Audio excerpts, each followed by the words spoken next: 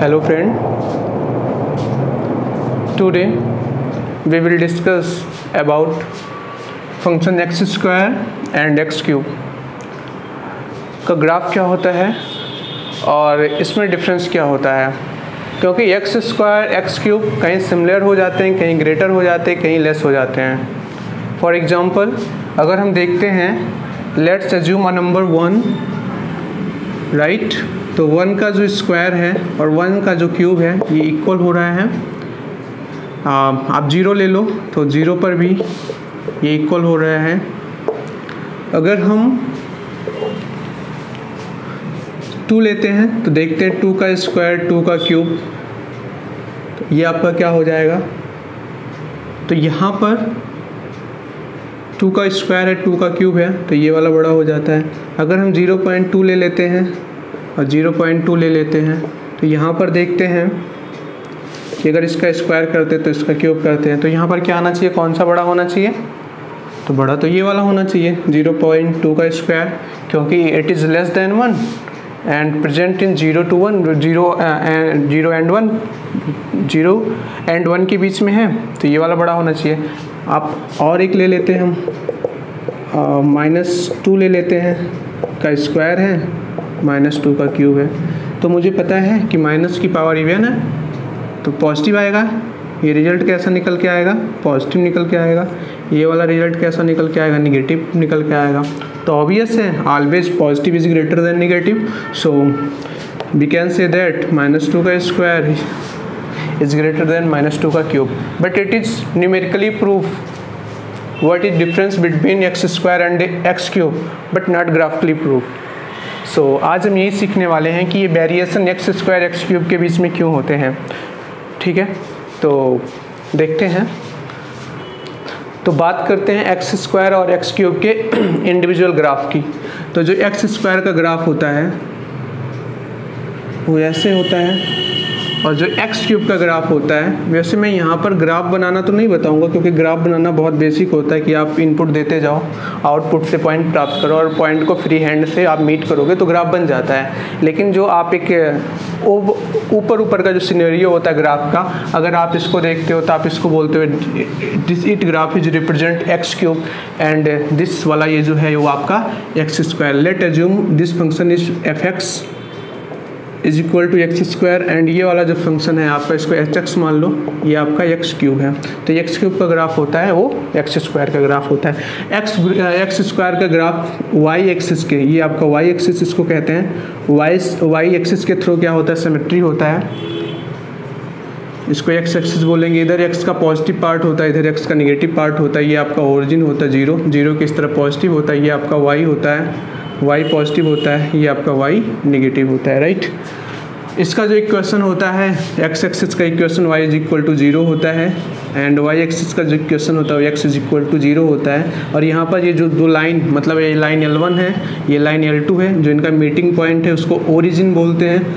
और ओरिजिन का जो कोऑर्डिनेटर निकल के आता है वो 0,0 निकल के आता है, राइट। अब यहाँ पर देखते हैं तो सिमिलर में है, ये आपका एक्स एक्सिस है, मीन इसको एक्स डैश भी कहीं लिखा मिल जाएगा, मतलब मोस्टली तो एक्स डैश वाई डैश मिलता है।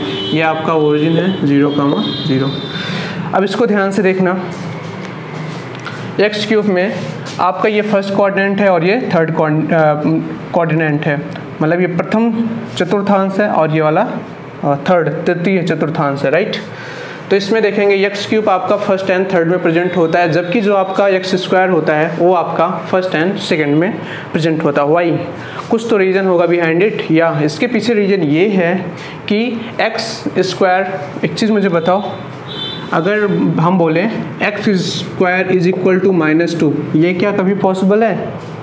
X square is equal to -2 और एक्स हम बोल दें X belongs to real number, X belongs to real number, ये कभी पॉसिबल नहीं होगा। इसलिए नहीं पॉसिबल होगा क्योंकि ये वैल्यू पॉजिटिव है और क्या पॉजिटिव कभी निगेटिव के बराबर होगा? नेवर। तो यहाँ पर अगर हम देखें ध्यान से तो पॉजिटिव कभी निगेटिव के बराबर नहीं होगा, तो एक्स स्क्वायर कभी निगेटिव वैल्यू नहीं रख सकता है। तो यहाँ पर ध्यान से देखना, यहाँ पर यहाँ से लेकर ये जो चीज़ है ये तो पॉजिटिव ही है ना, इसके ऊपर पॉजिटिव है, जैसे आपका +1 2 3 ये तो पॉजिटिव है। तो इसलिए जो एक्स स्क्वायर का ग्राफ होता है वो ओरिजिन को टच करते हुए एक्स एक्सिस के ऊपर होता है, बिलो एक्स अप ऊपर होता है, और ये जो आपका वाई एक्स क्यूब का ग्राफ होता है ये ऊपर भी होता है, अप भी होता है और बिलो भी होता है, राइट। तो यहाँ से यहाँ तक ये वैल्यू दिखा रहा है कि एक्स क्यूब, तो अब एक्स क्यूब आपका अगर बोले तो एक्स क्यूब अगर आपका 8 है और एक्स क्यूब अगर आपका -27 है, तो राइट यहाँ पर एक्स की वैल्यू आपकी 2 निकल के आएगी और यहाँ पर एक्स की वैल्यू आपकी -3 निकल के आएगी। तो मतलब ये कोई सा भी वैल्यू ले सकता है, और मुझे पता है कि ये पॉजिटिव है और ये वाला निगेटिव है, राइट। तो ये अलग अलग एक्स स्क्वायर एक्स क्यूब के ग्राफ का सिनेरियो था। अब हम आगे देखेंगे कि अगर इन दोनों ग्राफ को मर्ज करते हैं तो इनका नंबर से क्या कनेक्शन आता है, और ये कहाँ पर ग्रेटर शो करेंगे, कहाँ पर लेस करेंगे, इसमें वेरिएशंस क्या क्या है, कहाँ पर कौन सा ग्राफ ऊपर है, कहाँ पर कौन सा ग्राफ नीचे है, उसके अनुसार वैल्यू कैसे बदलती है। तो राइट, तो आगे देखते हैं, इसको नोट कर लीजिए। तो ठीक है, देखते हैं आगे। अगर हम ड्रॉ करें,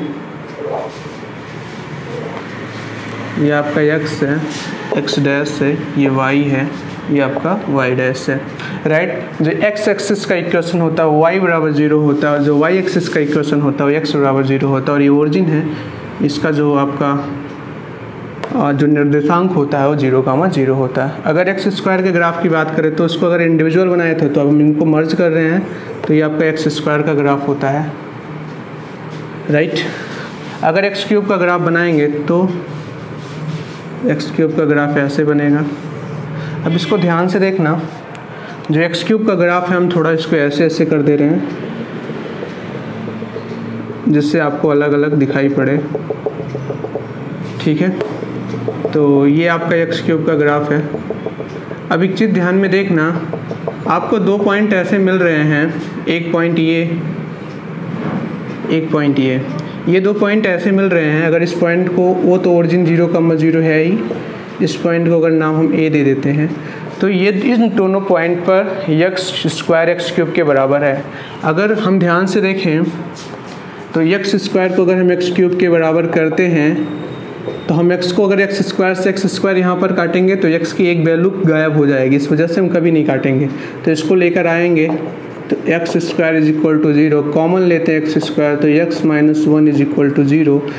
अब मुझे पता है एक रूल होता है मैथ में, if a into B is equal to 0, यहाँ से मुझे 3 रिजल्ट निकल के आते हैं, या तो a 0 होगा, या तो b 0 होगा आपका, या फिर a एंड b बोथ 0 के बराबर होगा। तो हम क्या करते हैं, हमें तो x के बारे में नहीं पता, x माइनस 1 के बारे में, तो हम यहाँ पर इंडिविजुअली हम 0 के बराबर करेंगे दोनों को।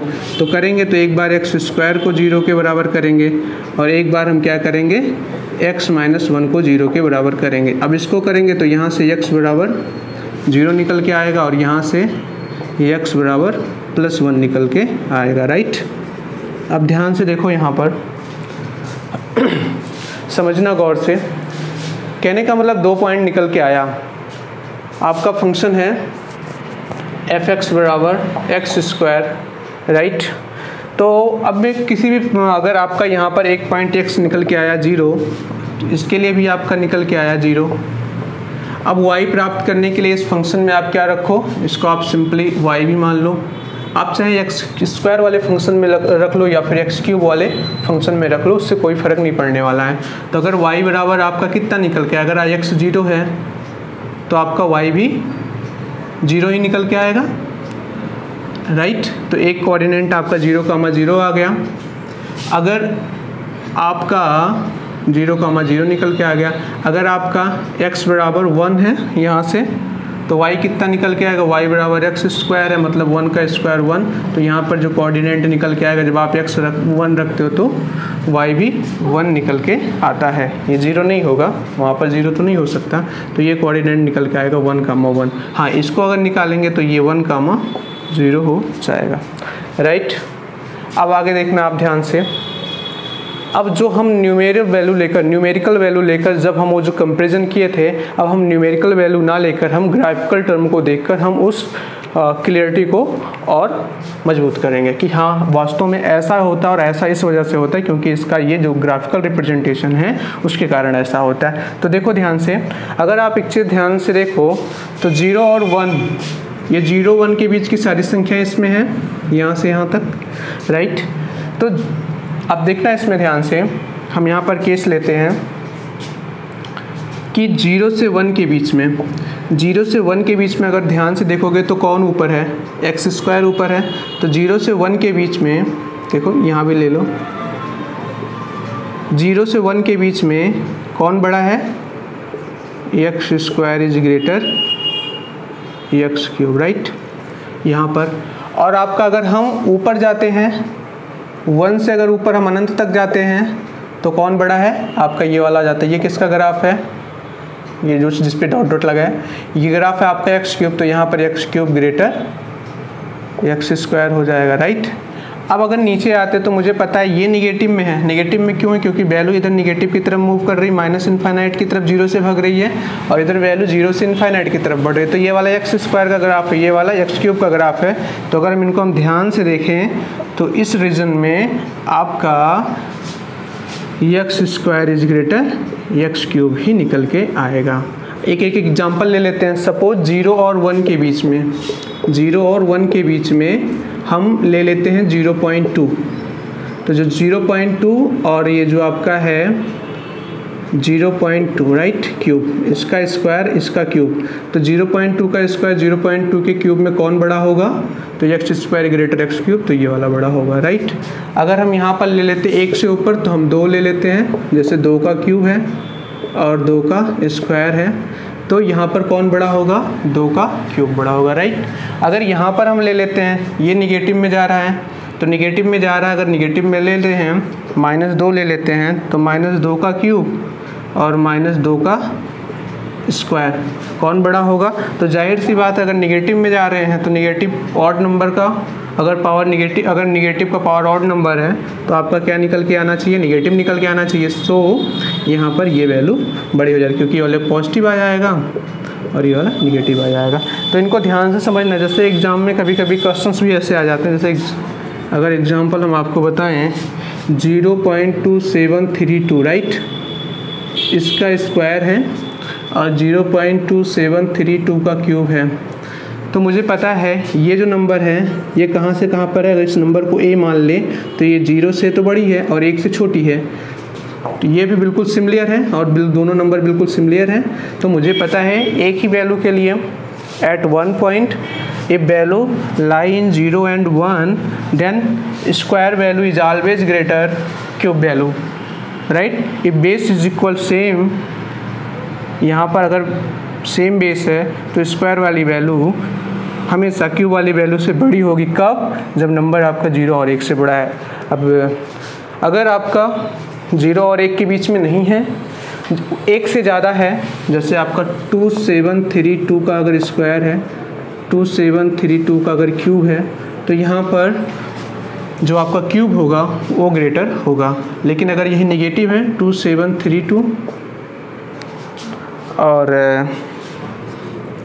स्क्वायर और -2732 का क्यूब, तो यहाँ पर स्क्वायर वाला वैल्यू बड़ा होगा, क्योंकि ये वाला पॉजिटिव होगा, ये वाला नेगेटिव होगा। एक चीज़ और देखना है यहाँ पर ध्यान से, ये देखो कि यहाँ पर दो वैल्यू और मिली थी हमें, 1,1 पर और 0,0 पर। यहाँ पर तो x² x³ के बराबर कब आ रहा है, जब आपका ये तभी आएगा या तो 1 का पावर 2, 1 का पावर 3 तो बराबर आएगा, या फिर 0 हो जाए, 0 का पावर 1 x0 रख लोगे तो भी बराबर आएगा, 1 नहीं 2 लिखो, ठीक।